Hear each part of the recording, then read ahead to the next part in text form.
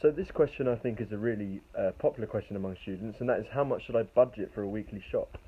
Well, it doesn't have to be as expensive as you think it is.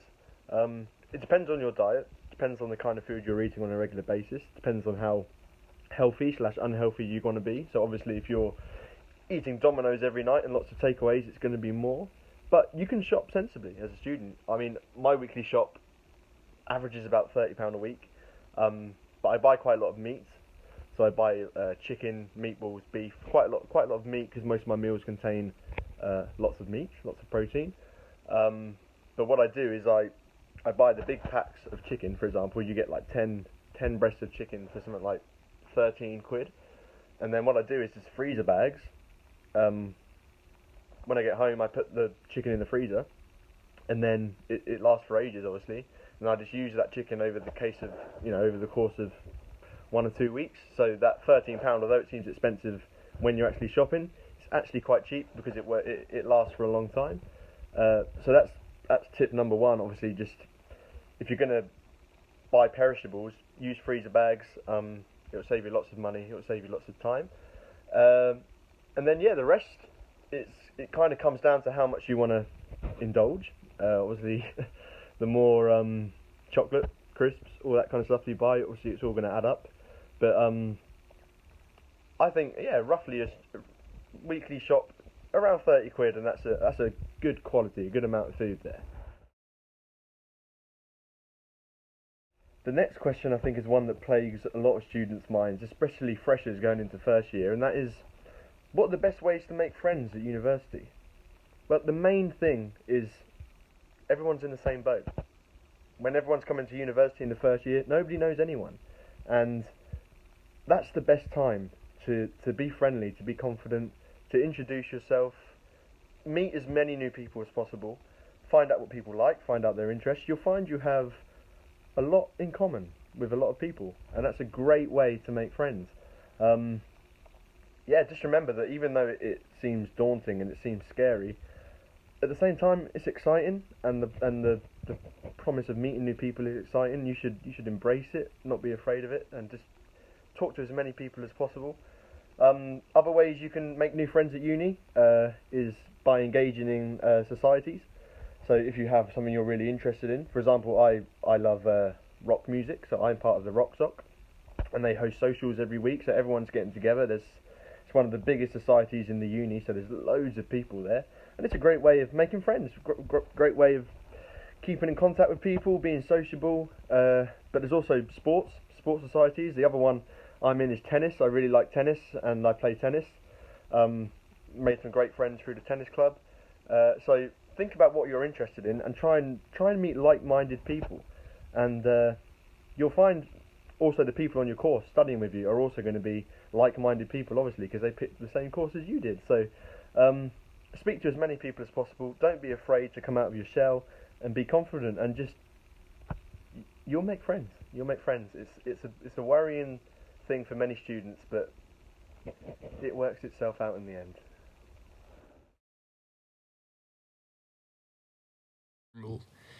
In terms of dealing with stress in general, what I try to do is, during a kind of regular working week at university, I will try and, when I come back from lectures or seminars or doing something, I'll try and do like 10, 15 minutes of meditation, which really helps me kind of reflect on the day, clear my mind, just try and, get rid of, because particularly at university when life can be so chaotic and full on and you've got a lot of things to think about, it's very important to kind of clear that all and, not let the stress build up. And in terms of deadline stress, well, I'm probably not the best example of this because I've fallen into the unfortunate predicament which a lot of university students do, which is where, particularly first year, beginning of second year, I'm kind of partying a lot, going out, meeting friends, doing a lot, and then suddenly you realise it's like 2 more weeks before you've got a 2,000-word essay. So I've learnt that the hard way, but having been through that and having been through the stress of having to do something like 5 hours straight, in order to get to a deadline, I've learned just start things early, even if you're starting all the way like maybe 3 months before it's due, or like 4 months or whatever. and possibly if you're just doing like half an hour a day, just like gathering notes, finding sources, doing any kind of thing, not only will it kind of make the day feel more productive because you've done that work and you've done that preparation, but when you do finally get to those weeks building up to the deadline, you'll feel a lot more confident, a lot more clear-headed. You have all the preparation ready, and you've spent your time valuably. So, like, for example, when you could be watching TV or, I don't know, checking Instagram, Snapchat, whatever, if you just spend that time just gathering a few things, looking at the module and all the content and all of that, and just doing that in preparation for whatever is due, it will really, really help in the long run. And I think that's quite important, particularly for second and third year students. The biggest misconception I had going in was probably, I don't know, I'd classify myself as a bit of an introvert. I'm not really big on partying or going out drinking to really late. So my big misconception was I would go in and I'd go to my flat or my halls and everybody would be drinking, like every night, everybody would be partying. If I didn't party and go out and get drunk, I wouldn't have the opportunity to make friends and make connections, and I just feel very isolated from all this partying. And that was a big misconception, because you hear about university and you just think it's going to be like a year of just crazy parties and celebrations and all of that. And when I went there, I mean, of course there is. You do have that at university, people going out, having a good time.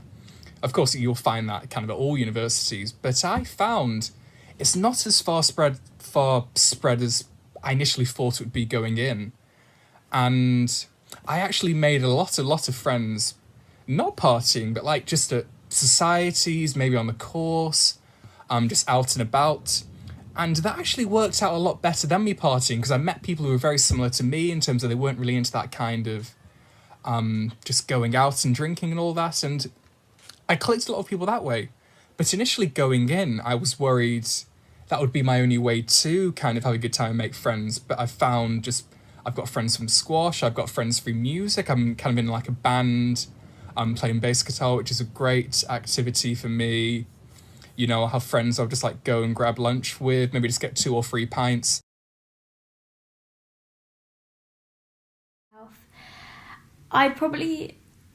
The key thing I'd probably say is to remember the importance of valuing myself and not trying to be someone I'm not in order to impress others. Looking back, I think one of the key things is just remembering that we're all very different, with different interests, strengths, weaknesses, hobbies. Like, it's really important to not be a follower. And with that in mind, that will really channel the key to being confident, by kind of never doubting your ability of kind of achieving your own goals.